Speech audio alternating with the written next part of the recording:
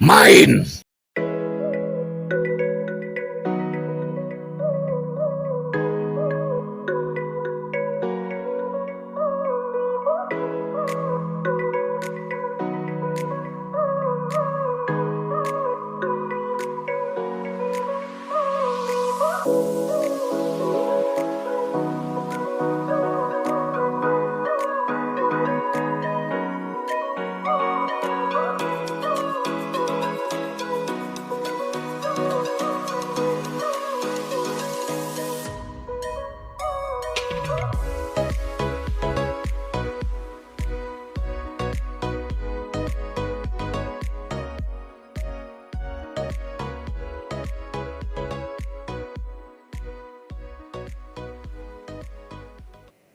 Assalamualaikum warahmatullahi wabarakatuh. Masih bersama Budi Ajis Pandawa Main.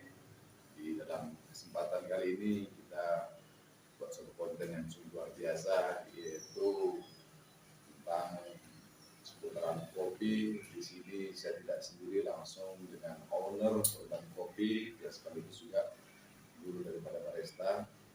Ya, seputaran kopi. Di sebelah kiri kita ada Tuan Bu Yuyun, ya, sebagai owner. Kita nanti akan bertanya-tanya tentang kopi yang lagi tren di zaman now, ya di Indonesia, dan kita akan nanya-nanya tentang bagaimana kopi yang berkualitas itu, kemudian manfaat kopi, ya. Kita langsung bertanya.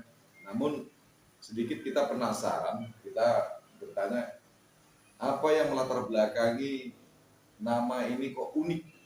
Jadi dari sekian banyak di retail kopi itu banyak nama-nama, tapi ini yang agak beda, Sorban. Mungkin ada kepanjangannya, Pak? Ada. Jadi Sorban itu apa itu, Pak? Sorban itu apa, Sorban? Jadi begini, Assalamualaikum warahmatullahi wabarakatuh. Jadi berbicara tentang kopi dan nama sorban tersebut adalah salah satu nama yang memang tidak sengaja kita dapatkan pada nama jenis kopi shop kita yang ada di Sorban Kopi ini. Jadi nama itu sebenarnya terlintas secara sendiri gitu, dengan adanya perencanaan kita membuat nama tersebut. Ternyata saya ingin punya nama yang memang karakternya itu memang berbeda dengan yang lain, dan tidak sengaja kita munculkan pada satu nama dengan beberapa nama, dan akhirnya saya menemukan dengan sendirinya, dan itu tanpa disengaja muncullah nama Sorban itu pada saat itu di tengah malam, lagi sendiri, lagi memikirkan untuk mencari nama, dan akhirnya muncullah nama Sorban. Nah, kepanjangan Sorban tersebut adalah itu saya ditambahkan dengan nama itu dengan tuan guru saya, yaitu adalah Buya Muhammad Nur Ali, yang pada saat itu dia menanya apa nama kopi itu. Sorban, saya bilang, dan akhirnya guru tersebut langsung secara spontan memberi kepanjangan sorban tersebut, yaitu solusi rasa beraroma nikmat. Nah, jadi dan akhirnya saya pikir-pikir dan saya pertimbangkan nama tersebut kayaknya layak ini untuk dijadikan motivasi dengan usaha kopi kita tersebut.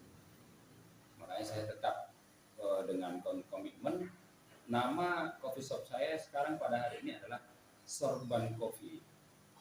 Nah, jadi disitulah kenapa Sorban Kopi itu muncul di salah satu coffee shop saya, yaitu di Rantai Prapat Labuan Batu, agar mudah-mudahan orang-orang yang pencinta dan penikmat kopi, khususnya Arabica yang ada di Labuan Batu, ya agak-agak termotivasi juga, dan minumnya juga mudah-mudahan berkah orang minum di sini.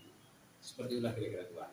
Jadi tentu kopi itu kan banyak karakteristik, dan ada tampilan di sini di Sorban juga punya kualitas yang berbeda. Apa yang membedakan dengan kopi-kopi yang lain?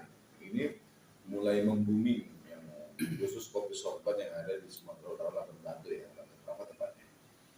Ini karakter khusus yang membedakan dengan kopi-kopi yang lain ini, rasa, kemudian kualitas ini tentunya ada rasa-rasa khusus ini. Jadi ini pertanyaan ini kiranya bisa memberi jawaban untuk kawan-kawan yang lain, kenapa Sultan Kopi rasanya beda, apa yang membedakan itu. Nah, begini, berbicara kualitas dan rasa kopi tersebut, saya punya pengalaman tentang kopi dan saya juga sudah beberapa tempat hulu hilir sudah kita jalani pada saat itu.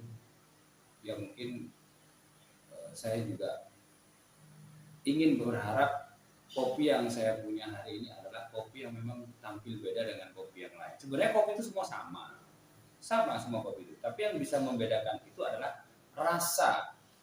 Nah, di situ ada yang membedakan rasa yang ada di sorban kopi dan kualitas kopinya juga di tempat lain nggak ada gitu. Jadi kita hari ini mempertahankan kualitas apa yang menjadi idealis kita, bahwasanya kopi sorban itu gimana cara itu punya karakter yang berbeda dengan kopi-kopi lain.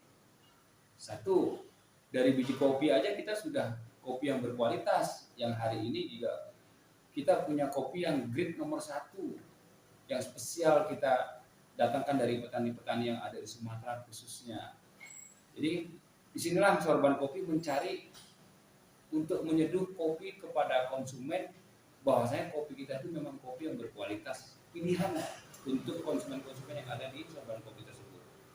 Makanya kita juga berani berspekulasi itu, karena saya rasa kopi ini tidak ada matinya selagi masih ada orang mau minum kopi.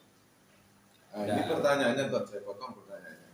Jadi kopi itu kan jadi dikatakan kopi itu sama.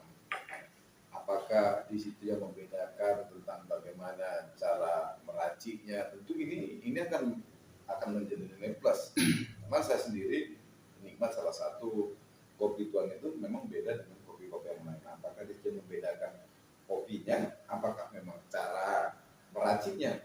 Apa rahasianya? Tolong dibongkar. Yang pertama yang harus kita pahami kalau untuk kita ingin tampil beda, yang pertama harus kita pahami adalah kualitas kopi dulu yang pertama. Yang kedua, kita bermain di roasting. Roasting itu adalah seperti kalau orang kampung bilang gongseng kopi atau sangrai dalam hari ini.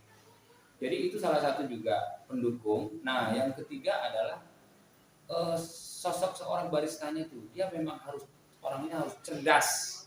Jadi barista ini kalau tidak cerdas, dia tidak akan mendapatkan hasil yang maksimal untuk cara menjadikan kopi. Jadi 3 poin saja, petani kita harus kuasain petaninya gimana cara untuk memetik kopi yang baik untuk kita sebagai pelaku kopi. Yang kedua adalah roasting, yang ketiga adalah barista tersebut. Jadi apapun cerita, 3 ini adalah salah satu faktor pendukung untuk mendapatkan kualitas kopi terbaik. Nah, yang ada hari ini hanya di sorban kopi berani seperti itu. Jadi kita tetap jaga kualitas, dan hari ini kita masih bertahan tentang apa yang menjadi ikon sorban kopi tersebut. Ada beberapa menu yang memang di luar sana tidak sama dengan kita. Itu yang penting. Oke, berikutnya lagi Tuan. Tentu kopi ini sekarang kan digemari, khusus untuk kaulah anak muda, orang tua, semuanya sekarang lagi tren ya kopi ya. Tentu kopi ini ada suatu keistimewaan manfaat di kopi. Sejauh ini kita yang awam di kopi ini, kopi cuma sekedar untuk menghilangkan rasa ngantuk atau segala macam. Jadi menurut Tuan manfaat kopi itu sebenarnya apa Tuan? Nah, berbicara manfaat kopi, hari ini sedang tren memang di mana-mana orang ingin mencoba berbisnis tentang cara menjadi seorang pelaku kopi. Sebenarnya manfaat kopi ini luar biasa besar. Di samping dia untuk kesehatan, di samping dia untuk stamina. Yang kedua, mungkin pada umumnya orang sudah tahu lah, kopi itu bisa menjadikan motivasi kita untuk penyemangat kita untuk ke depan, apa yang selama ini menjadi motivasi kita.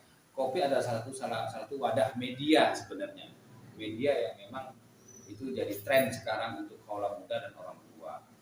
Jadi jangan pernah takut minum kopi. Karena ini juga pesan satu kepada para pencinta penikmat kopi, minumlah kopi sesuai dengan kemampuan kita yang selama ini kita juga tidak menjadi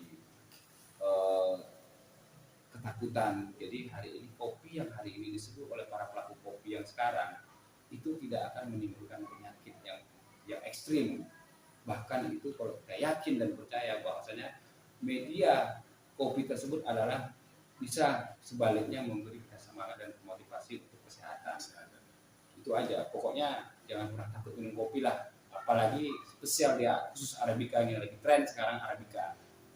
Cobalah mulai dengan gimana cara kita mengarabikakan Arabica hari ini di Indonesia.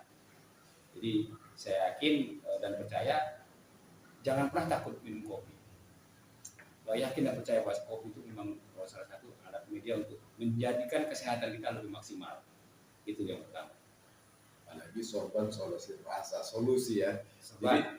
Jadi saya juga pernah baca satu artikel bahwasanya orang yang sakit gula, orang-orang yang yang gampang lupa ataupun pikun, Alzheimer segala macam penyakit itu dengan kopi untuk keterangan itu sangat luar biasa.